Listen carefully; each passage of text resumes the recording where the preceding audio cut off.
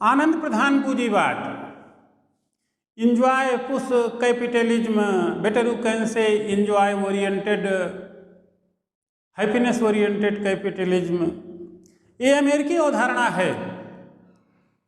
कहते हैं जिनकी सोच बड़ी होती है उनके काम भी बड़े होते हैं, और अगर उन्हीं में करना भी लागू हो जाए, सोच भी बड़ी हो, काम भी बड़ा हो, करना भी बड़ा हो, तो फिर सोने पे सुहागा, आदर्शवाद या लोक कल्याणकारी राज्य की अवस्थिति भारत ही नहीं विश्व में भी। तो हमें अपनी सोच भी ऊंची करनी है और सोच को क्रिया के धरातल पर उतारना भी। तो वस्तुतः यह अमेरिकी विचार इस अवधारणा पर आधारित है कि सुकून के बिना पैसा महत्वहीन है। आज हम जिस कालखंड में रह रहे हैं, पैसा तो है, सुकून नहीं है, सूरत तो है, फ्रस्ट्रेशन बरकरार है, धन तो है और धन ज़्यादा पाने की चाह है, समाज में इज्जत तो है, फ्रस्ट्रेशन है कि और इज्जत क्यों नहीं मिल रही है, एसडीएम बन चुके हैं, फ्रस्ट्रेशन ये है कि जल्दी से प्रमोशन क्यों नहीं हो रहा, आईएएस हैं, फ्रस्ट्रेशन है कि व्यवस्था में भागीदार क्यों नहीं हो रहे, तकनीकें हैं किंतु तकनीकों के नकारात्मक उपयोग के लिए हम आमादा हैं। तो कुल मिला जुला करके आज की स्थिति हमारी बहुत अच्छी नहीं तो खराब नहीं कही जा सकती है। हमें इस स्थिति को लेकर के सुकून रखना। वस्तुतः यह विचार जो काम आनंद और श्रम के मेल, खेल और श्रम और आनंद के मेल पर आधारित है। ये आप काम भी करें, आनंद भी उठाएं, धन भी कमाएं आनंद के साथ। यही विचार हमको सकल राष्ट्रीय खुशी की ओर ले जाएगा, यही विचार हमको जीवन जीने की ओर ले जाएगा, यही विचार हमें बढ़त दिलाएगा। और जब तक सुकून नहीं होगा तो पैसे का कोई मतलब नहीं। याद आता है, हम पिक्चर थोड़ा सा मंगलवार की रात 9 से 12 अक्सर हम किसी टाकीज में होते हैं। इलाहाबाद रहेंगे गौतम दर्पण संगीत में, दिल्ली में रहेंगे तो अम्बा सिनेमा में, चौक में, देहरादून में रहेंगे, कृष्णाया नटराज में रहेंगे, कहीं कहीं रहेंगे। लखनऊ में अभी कोई ऐसी चीज़ तय नहीं हो पाई है, सारी कानपुर में अभी ऐसा नहीं तय हो पाया है। तो पिक्चर देखने के क्रम में एक बार हम जॉन अब्राहम और इरफान खान, एक बार उनको श्रद्धांजलि दे दें। हम उनके किरदार से काफ़ी प्रभावित रहे हैं, उनके चेहरे की मासूमियत और डायलॉग डिलीवरी। तो हम आपसे अपेक्षा करेंगे इरफान जी को आप भावभीनी श्रद्धांजलि दें। तो फिलहाल मैं पिक्चर देख रहा था, पिक्चर का नाम शायद न्यूयॉर्क था, मुझे याद नहीं आ रहा। इसमें जॉन अब्राहम और इरफान जी अपने रोल प्ले कर रहे थे। तो कोई ऐसा संदर्भ आता है, जॉन अब्राहम धर्म के नाम पे इरफान खान से फेवर मांगते हैं। वो उस समय FBI के चीफ रहते थे। तो इरफान खान का किरदार कहता है कि यहाँ सोच रहती है, फेवर न मांगे भद्र पुरुष, आई मीन जेंटलमैन। अगर धर्म की बात होती तो अमेरिका में होते हुए FBI का चीफ न होता। बाकी चीज़ें समझने की हैं। तो हमें एक सोच, एक आदर्श, एक विचार लाना है और उसी सोच और विचार के धरातल पर वर्तमान और भविष्य का विश्व गढ़ना है, भारत को बढ़ाना है। तब शायद आनंद प्रधान पूंजीवाद की अवधारणा का पोषण हो सके। तो सुकून और पैसा, आनंद प्रधान पूंजीवाद, ऐसे ही ये स्थितियाँ प्राप्त करने के रास्ते अनेक हैं, बट कुछ बातें हम आपको बता रहे हैं ये कैसे हो सकता है। फर्स्ट पॉइंट, सचेत लोकतंत्र, नई सोच वाली शिक्षा। दूसरा बिंदु, चारित्रिक क्षरण पर रोक, जो कैरेक्टर क्राइसिस चल रही है यह न हो। नेक्स्ट पॉइंट, सकल राष्ट्रीय खुशी। लास्ट पॉइंट, एफ्लुएंजा और बेबलियन प्रभाव से मुक्ति। तो पहले हम थोड़ा सा सचेत लोग, यह भी अमेरिकी विचार है, जो इराक में अमेरिकी संसाधनों के अपव्यय से उपजी हुई बात। सचेत लोकतंत्र की अवधारणा कहती है कि आज़ादी की शाश्वत कीमत जागरूकता है। अगर जन जागरूक न रहें तो लोकतंत्र का कोई मतलब नहीं। लोकतंत्र एक व्यवस्था है जो अपने जन को जागरूक करते हुए संसाधनों का बेहतर उपयोग करके अपने समाज को समृद्धि और विकास के पथ पर उन्नतशील शिखर पर आसीन करना। जिन देशों में लोकतंत्र इस अवधारणा के तहत फलीभूत होगा, निश्चित तौर पर वहां पे आनंद प्रधान पूरी बात तो रहेगी। नेक्स्ट पॉइंट, नई सोच वाली शिक्षा। तकनीक के उच्चतम शिखर पर आसीन हम अगर आज भी विभ्रम विभ्रांति और भ्रष्टाचारी संस्कृति के शिकार हैं तो आखिर क्यों? आज आवश्यकता है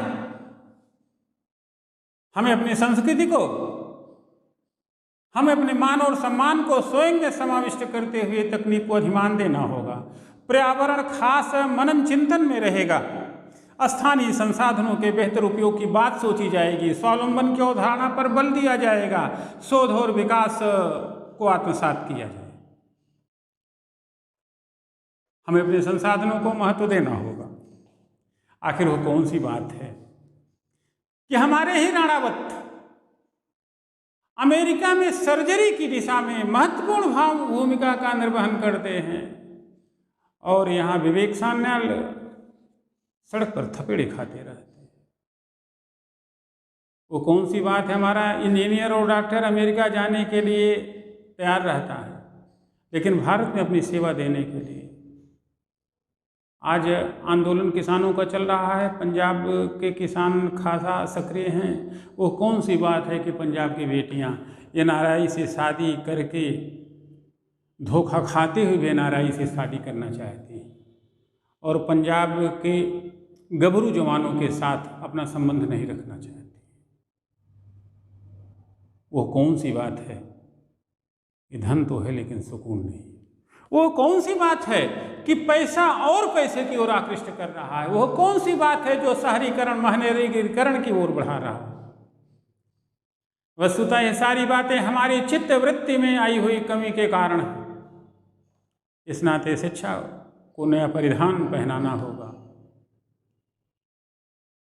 कल हमने बताया था कि फिजिक्स, जियोलॉजी और जियोग्राफी पर खास शोध के लिए जोर देना होगा ताकि प्राकृतिक आपदाएं कम आएँ, न्यून आएँ और उनका समय पूर्व निदान हम खोज सकें।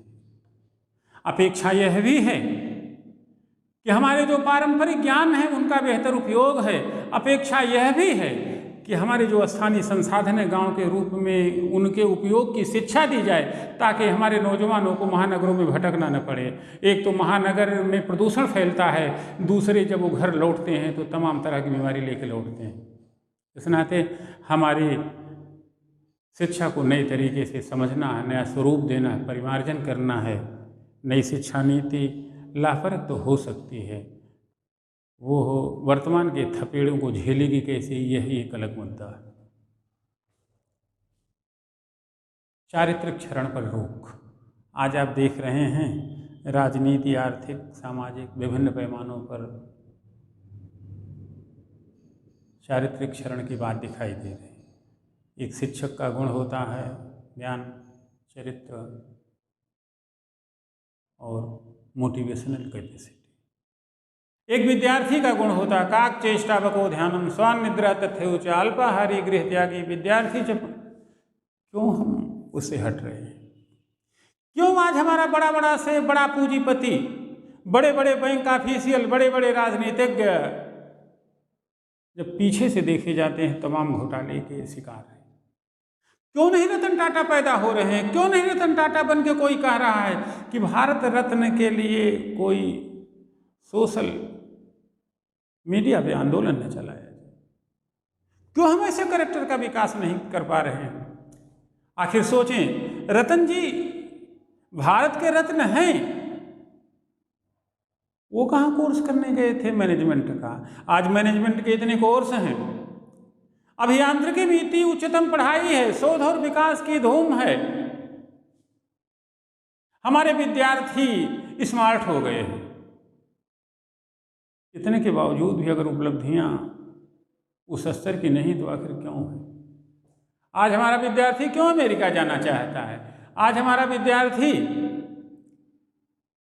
अपने परिवेश के सुकून में सुकून क्यों नहीं तलाश पा रहा है? वो जीन्स पहन करके अपने आप को स्मार्ट क्यों समझता है? कमीज और पायजामा भी तो कोई बुरा नहीं है।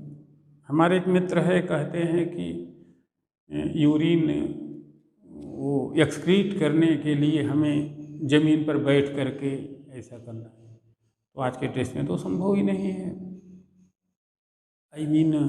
भारतीय परिवेश और परिस्थितियों के हिसाब से चरित्र को गढ़ा जाए और उस चरित्र में तू वसुधैव कुटुंबकम की बात समाहित हो, विश्व की ओर चलने की दृष्टि भी।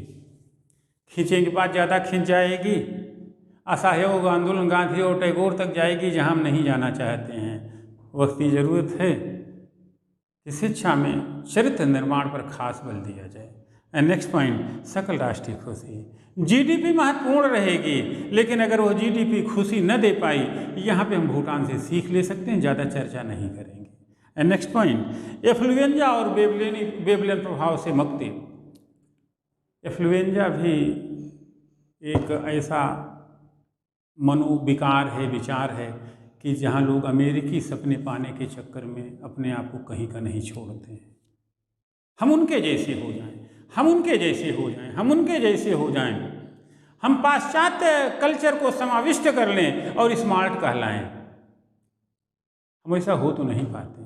डॉक्टर मुरली मनोहर जोशी की एक लेख याद आता है, एक बात याद आती है, हम सभी को पश्चिमी जीवन शैली नहीं दे सकते हैं, देना भी नहीं चाहिए, मिलना भी नहीं चाहिए। भिन्नता कहाँ रहेगी? भिन्नता नहीं तो विकास कैसे हो?